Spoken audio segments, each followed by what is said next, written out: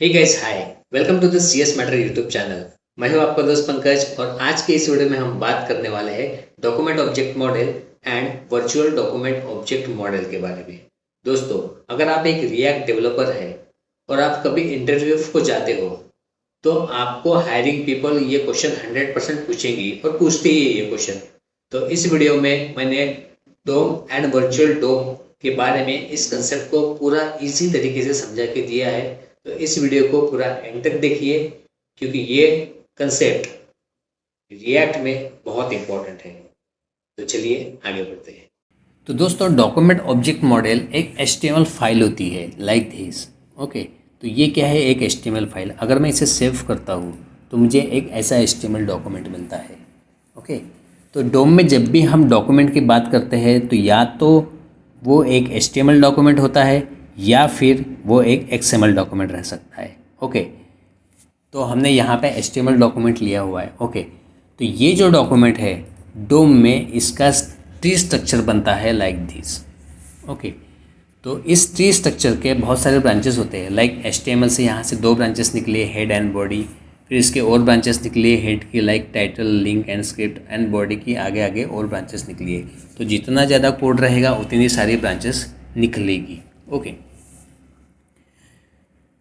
तो इन्हीं ब्रांचेस को हम क्या कहते हैं? नोड। ओके, एंड इन्हीं नोड में क्या होता है? ऑब्जेक्ट होता है। ओके, यही नोड ऑब्जेक्ट कंटेन करके रखते हैं, इसीलिए इसे डॉक्यूमेंट ऑब्जेक्ट मॉडल कहते हैं। बट रियल डोम में क्या होता था?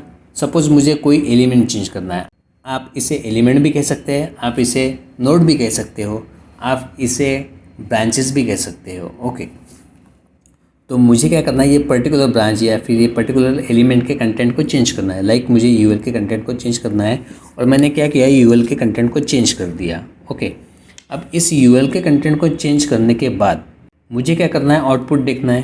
तो आउटपुट देखने के लिए मुझे क्या करना पड़ेगा? रिफ़्रेश करना पड़ेगा, पूरा का पूरा पेज रिफ़्रेश करना पड़ेगा, राइट। तो जब मैं पूरा का पूरा पेज रिफ़्रेश करता हूँ तो यहाँ पे क्या हो रहा है? यहाँ पे मीन्स नॉर्मल डोम में क्या हो रहा है? सारे के सारी स्क्रिप्ट लोड हो रही है, सारे के सारे लिंक्स फिर से लोड हो रही है, सारी की सारी CSS फिर से लोड हो रही है, सारी की सारी JS फिर से लोड हो रही है, एंड पूरा का पूरा डॉक्यूमेंट फिर से लोड हो रहा है। क्यों? बट मैंने तो सिर्फ UL में चेंज किया था, तो पूरा का पूरा डॉक्यूमेंट लोड नहीं होना चाहिए, राइट। सिर्फ UL लोड होना चाहिए। ओके, तो ये पूरा का पूरा डॉक्यूमेंट लोड होने की वजह से वेबसाइट या वेब पेज टाइम बहुत ज़्यादा खाते थे। ओके, लोडिंग टाइम बहुत होता था। तो यही प्रॉब्लम दूर करने के लिए ये कंसेप्ट आया है, which is virtual document object model, means virtual DOM. Okay, अब वर्चुअल डोम में क्या होता है? वर्चुअल डोम में हमें एक रियल HTML डॉक्यूमेंट मिलता है, या फिर हम इसे रियल डोम बोल सकते हैं, which is real DOM. Okay, virtual DOM में हमें रियल डोम की 2 कॉपी मिलती है। This is first copy and this is second copy.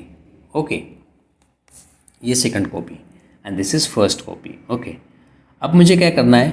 जब मैं फर्स्ट कॉपी में चेंज करता हूँ, अब ये सारे के सारे दोनों कॉपी वर्चुअल डोम में है। ओके, ये रियल डोम है एंड ये first copy and second copy दोनों क्या है? वर्चुअल डोम में, वर्चुअल मेमोरी में है, आप बोल सकते हैं। ओके, अब मुझे क्या करना है? मैं क्या करता हूँ? इस UL के कंटेंट को चेंज करता हूँ, इस एलिमेंट को चेंज करता हूँ, इस नोड को चेंज करता हूँ। ओके, अब इस नोड को चेंज करने के बाद मुझे आउटपुट भी मिल जाता है। ओके, क्योंकि ये वर्चुअल मेमोरी से लोड हो रहा है, वर्चुअल डोम से लोड हो रहा है। दिस पर्टिकुलर कंपोनेंट, ये पर्टिकुलर कंपोनेंट लोड होगा वर्चुअल डोम से। ओके, वर्चुअल मेमोरी से। ओके, चेंजेस हो गए, मुझे आउटपुट भी मिल गया। बट ये दूसरी कॉपी का काम क्या है? दूसरी कॉपी कंपेयर करेगी इस कॉपी से। दूसरी कॉपी क्या करेगी? इस कॉपी से फर्स्ट कॉपी से कंपेयर करेगी और सारे के सारे चेंजेस नोट डाउन करके रखेगी।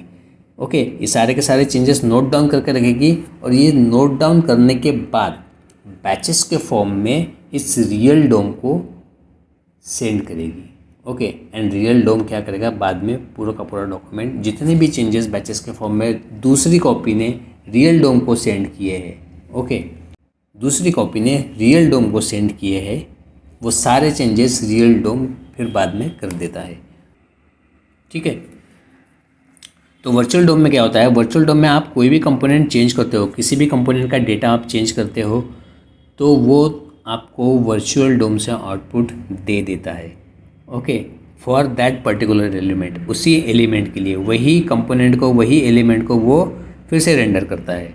ओके, बट पूरा का पूरा डॉक्यूमेंट वो रेंडर नहीं करता है, इससे लोडिंग टाइम बच जाता है। ओके, एंड जितने भी चेंजेस इस फर्स्ट कॉपी में हुए हैं, सेकंड कॉपी उसे नोट डाउन करती है और सेकंड कॉपी देन बैचेस के फॉर्म में रियल डोम को सेंड करती है एंड देन रियल डोम उसे पूरा का पूरा चेंज कर देता है। पूरा का पूरा सारे के सारे जितने भी चेंजेस हुए, जितने भी अपडेट्स सेकंड कॉपी ने रियल डोम को भेजे, वो सारे के सारे अपडेट्स रियल डोम कर देता है।